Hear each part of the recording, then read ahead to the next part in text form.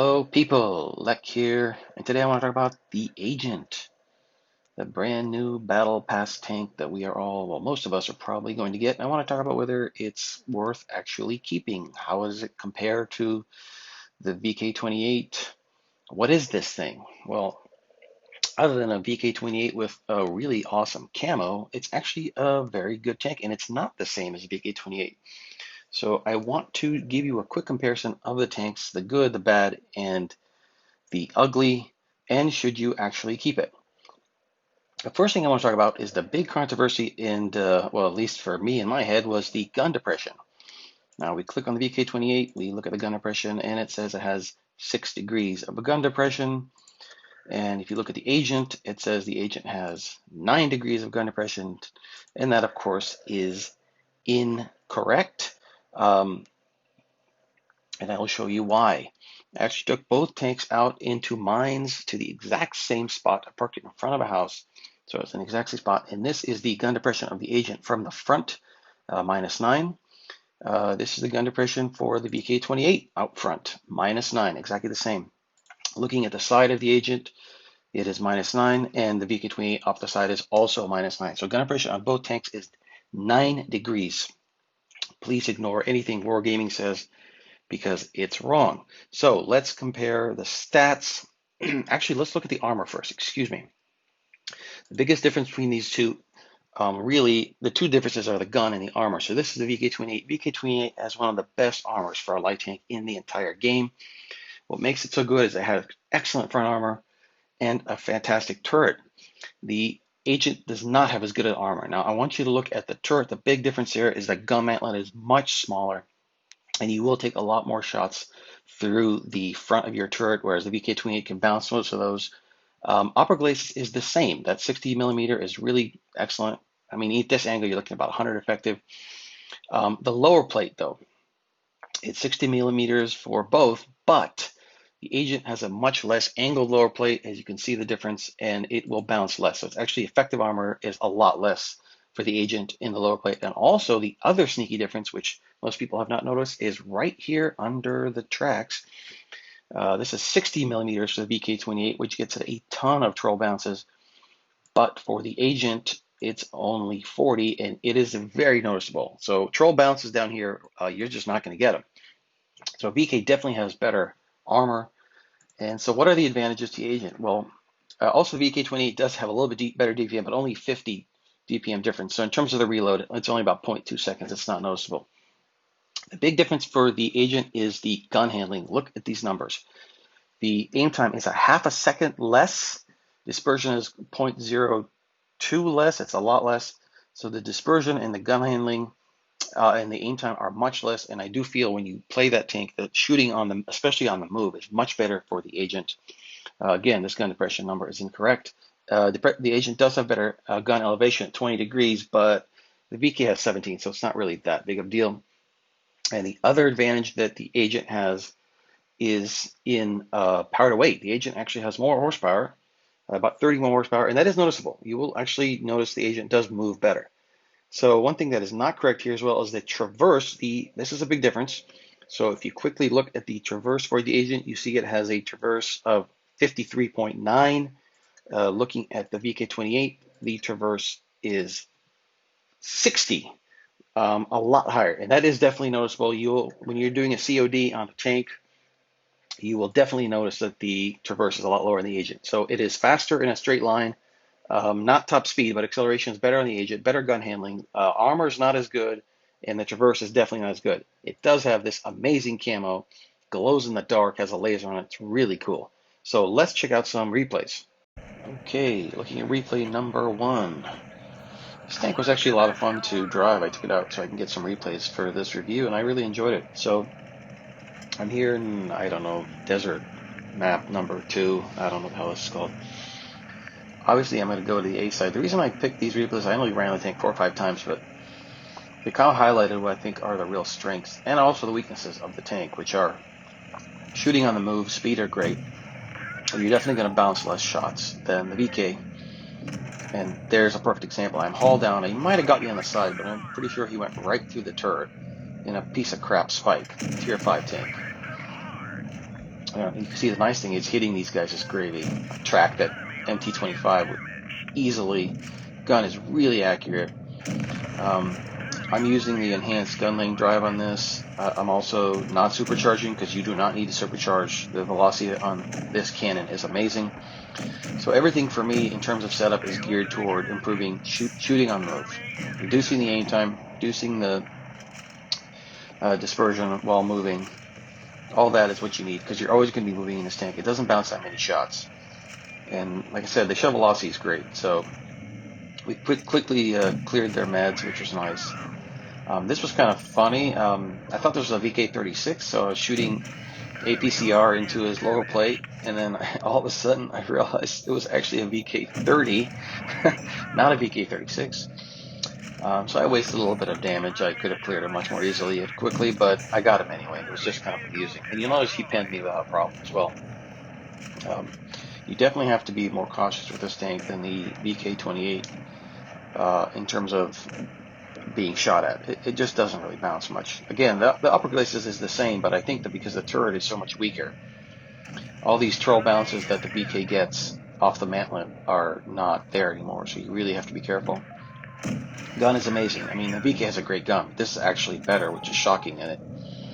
I mean, I'm sniping this SC without any trouble, and notice I never stop moving, and that's why I set it up the way I did. Is the odds of you being stopped and being able to aim all the way down are not high, so you just want to set up the tank for shooting on the move, and it does hit those shots. Yeah, I mean, this shot's crazy. Look at that. I actually wasn't even close to being all the way aimed in and still hit it. I mean, it just hits from distance beautifully. And hits on the move really well, too. And we got one guy left, that's KB2, and I'm going to YOLO in because it's 7 against 1. Another well-balanced game, as you can see, in the current meta. Easily hit him while going 65, and upper glacis still bounces. I think that one might have gone off the track too, and it was an AP round, but still, this thing does still get bounces. It's not completely helpless. You see how quickly I got 2,400 damage. I mean, it was a piece of cake. It's definitely a fun tank. I love the speed. I love the gun. And to me, not having the armor as good of an armor as a VK28 doesn't even bother me because it's a light tank, so I just expect that anybody shooting me is going to pen me no matter what, so I don't really care that it has less armor. Match 2, we are at Hellas. I'm going to my favorite spotting location for a light tank, especially, and of course I've got the scope on this, so I get max range. I instantly spot Annihilator on the left, spot the light and a medium on the side.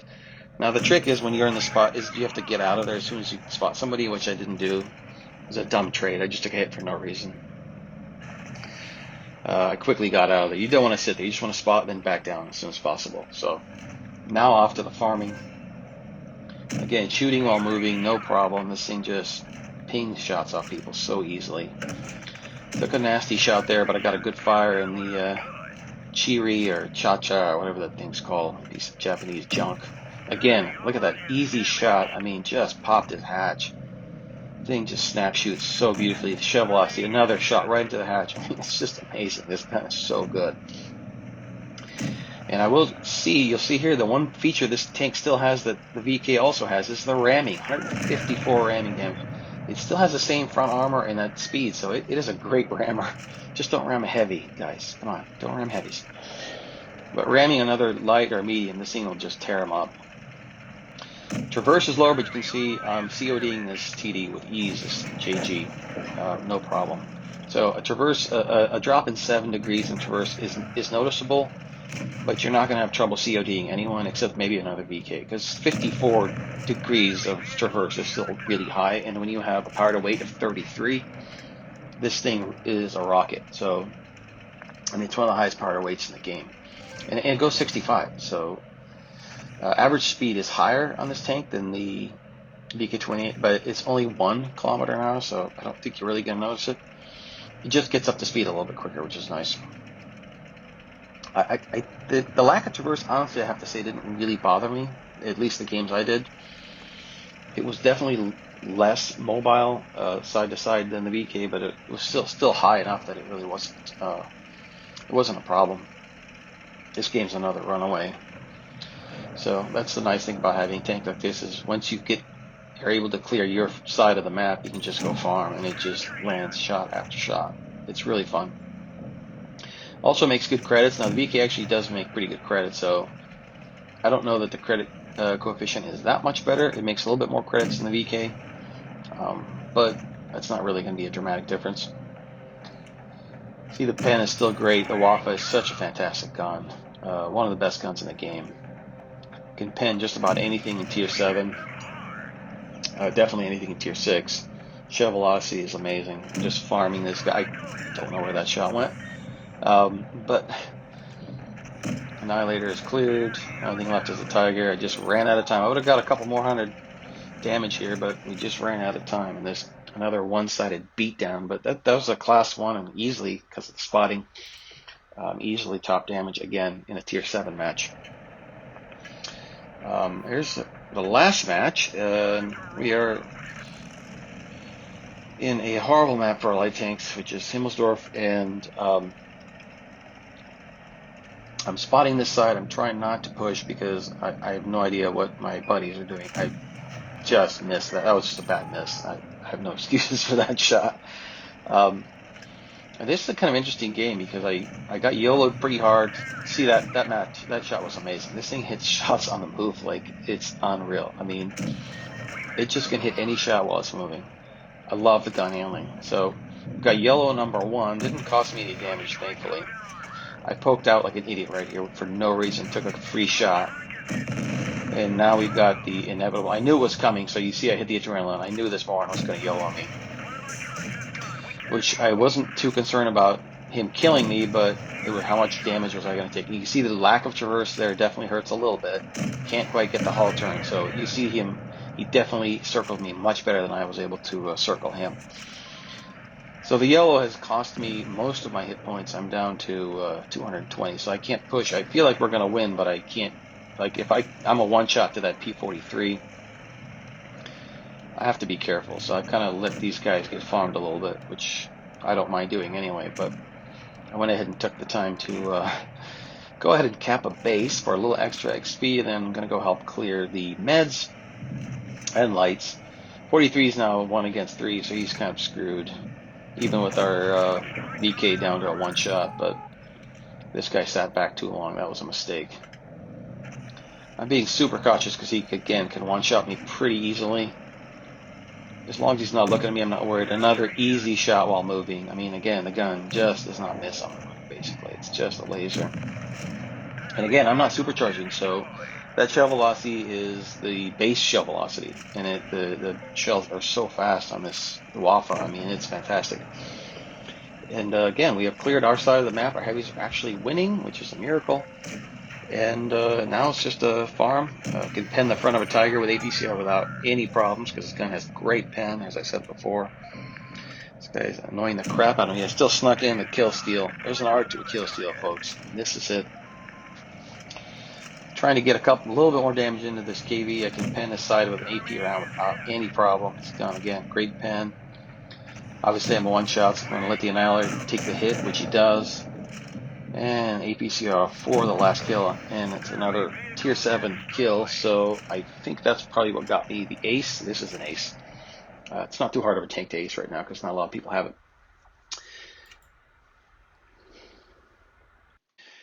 Well, to summarize, I really like this tank. I don't know if I like it more than the VK28. It's a little bit different playstyle, but it's absolutely a blast to play. The gun is so good. I'm definitely going to keep this tank. It's a lot of fun. I encourage everybody to keep it. I mean, it makes credits. It's fun. It's definitely a good tank. I highly recommend it. Hope you guys enjoyed the review. And once again, please subscribe to the channel.